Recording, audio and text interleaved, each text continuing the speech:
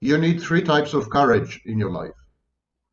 But first, maybe we should define what does not constitute courage. Defiance is not courage.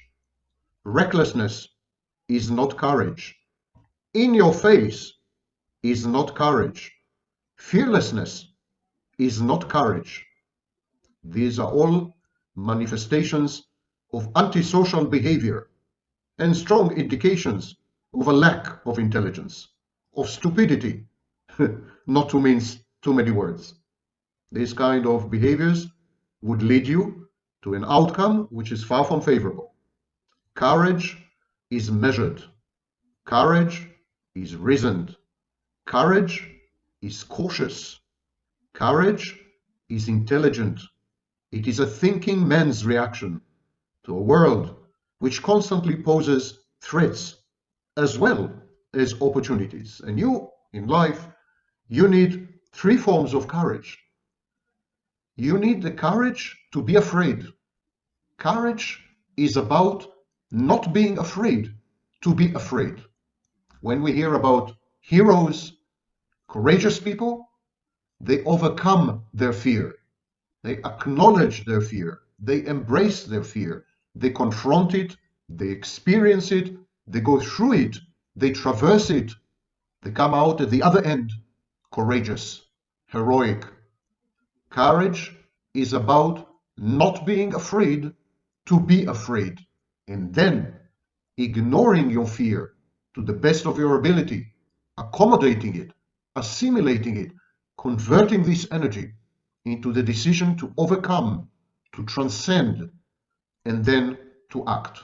This is courage. So, the really courageous person would never act recklessly. If there's a threat, if there is a risk, if there's a danger, he would first do his best or her best to avoid them. Only if he is left no choice, he would face his fear and then he would take action, make decisions, adopt choices, choose among alternatives. And this is true courage. The second type of courage is known as resilience or resiliency. Resilience is about not being afraid to be vulnerable. Resilience is the direct conversion, manifestation, and expression of vulnerability. When you acknowledge your shortcomings, your failures, your defeats, your frailties, the chinks in your armor, when you accept your limitations, you become self-aware, you're grounded in reality, and then you can share, expose, demonstrate your vulnerabilities to trusted people, of course, because you are resilient to anything they may say or do. To be vulnerable is to be truly strong and truly courageous. This is why we are vulnerable in love. To some extent, we are vulnerable in sex. We are vulnerable in therapy. We are vulnerable among friends and family. As you can see, vulnerability characterizes intimacy. Vulnerability characterizes home. It's a domestic reaction, a domestic element.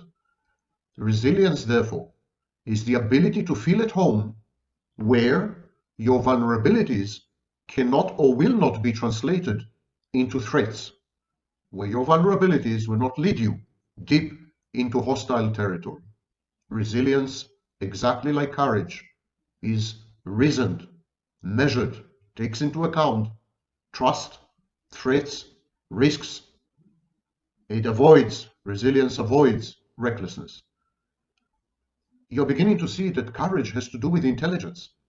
Courage has to do with self-control and self-discipline and self-regulation and self-awareness and self-consciousness and the ability to act in the world and on the world from a position of self-love. Being your own best friend is the most courageous act you could ever adopt.